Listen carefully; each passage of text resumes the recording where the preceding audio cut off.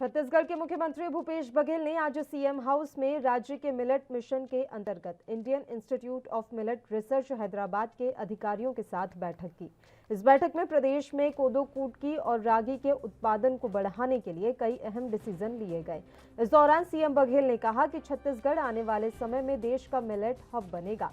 उन्होंने कहा कि मिलेट मिशन के तहत किसानों को लघु धान्य फसलों की सही कीमत दिलाने, आदान सहायता देने, खरीदी की व्यवस्था, प्रोसेसिंग और विशेषज्ञों की विशेषज्ञता का लाभ दिलाने की पहल की गई है। हम लोग लघु वनोपजों की तरह लघु धान्य फसलों को भी छत्तीसगढ़ की ताकत बनाना चाहते हैं। इस दौरान सीएम भूपेश बघेल ने कहा कि कोदो, कुटकी और रागी जैसी लघु धान्य फसलें ज्यादातर हमारे वन क्षेत्रों में बोई जाती हैं। कोदो, कुटकी और रागी जैसी फसलें पोषण से भरपूर हैं। देश में इनकी अच्छी मांग है, इसलिए शहरी क्षेत्रों में बहुत अच्छी कीमत पर ये बिकती हैं। लेकिन छत्तीसगढ़ में पैदा होने वाली कोदो, कुटकी और रागी वनांचल से बाहर निकल ही नहीं पाई है। अभी तक इन फसलों को ना तो समर्थन मूल्य मिला और ना ही इसकी खरीदी की कोई व्यवस्था थी।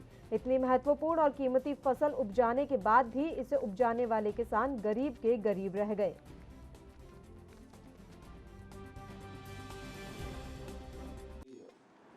हमारे यहाँ फसलों का उत्पादन लगातार बढ़ रहा है, खेती का रकबा बढ़ रहा है, किसानों की संख्या बढ़ रही है और किसानों की आमदनी भी लगातार बढ़ रही है।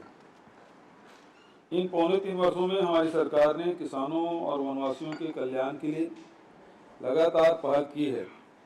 राजीव गांधी किसान न्याय योजना, गोधन न्याय योजना, सुराजी गांव योजना जैसी योजनाओं से किसानों के जीवन में बड़ा बदलाव आया है।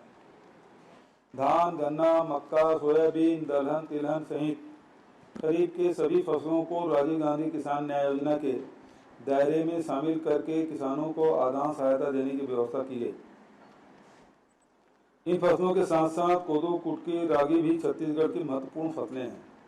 राज्य निर्माण के बाद से लेकर अब से पहले तक न तो इन फसलों की ओर किसी ने ध्यान दिया, न ही इन्हें बोने वाले किसानों की किसी ने सुध ली।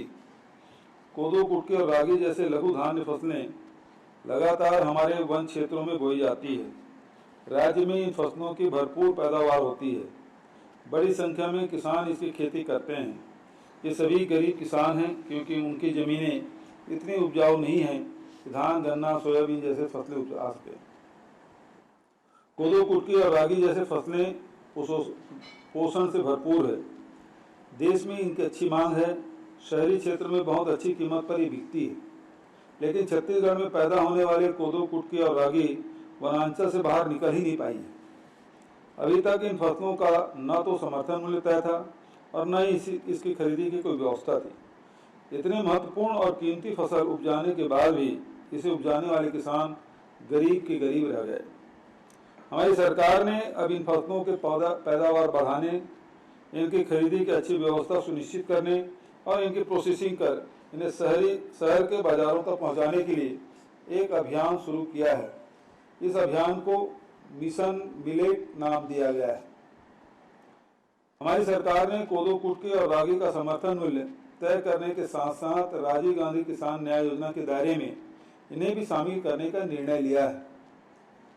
इससे अब लघु धान्य फसलों को उपजाने वाले किसानों को भी अन्य किसानों की तरह आदान सहायता मिल सकेगी। परसों कैबिनेट की बैठक में इन लघु धान्य फसलों की खरीदी छत्तीसगढ़ लघु वनोपज सहकारी संघ की वन धन समितियों के माध्यम से किए जाने का भी निर्णय लिया गया है। इन फसलों की प्रोसेसिंग करके इनका उपयोग मध्याह्न भोजन, सार्वजनिक वितरण प्रणाली, पोषण आहार जैसे कार्यक्रम जैसे योजनाओं में किया जाएगा। महानगरों के बाजारों तक तैयार उत्पादों को पहुंचाने के लिए भी व्यवस्था सुनिश्चित की जाएगी। मिलेट मिशन के आगामी 5 वर्षों के लिए 170 करोड़ 30 लाख रुपये का प्रबंधन डीएमएफ एवं अन्य माध्यम से किए जाने का भी निर्णय लिया गया है।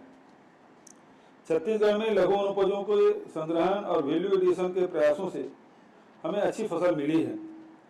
आज 52 तरह के लघु वनोपजों के राज्य में समर्थन मूल्य पर खरीदी हो रही है। स्थानीय स्तर पर ही उनका वैल्यू एडिशन किया जा रहा है। इससे बहुत बड़े पैमाने पर लोगों को रोजगार मिल रहा है। पिछले 2 वर्षों से लघु वनोपजों के संग्रहण के मामले में छत्तीसगढ़ पूरे देश में अव्वल बना हुआ है। लघु उपजों की तरह लघु धान्य फसलों के वैल्यू एडिशन से भी स्थानीय स्तर पर बड़े पैमाने पर रोजगार के अवसर निर्मित होंगे।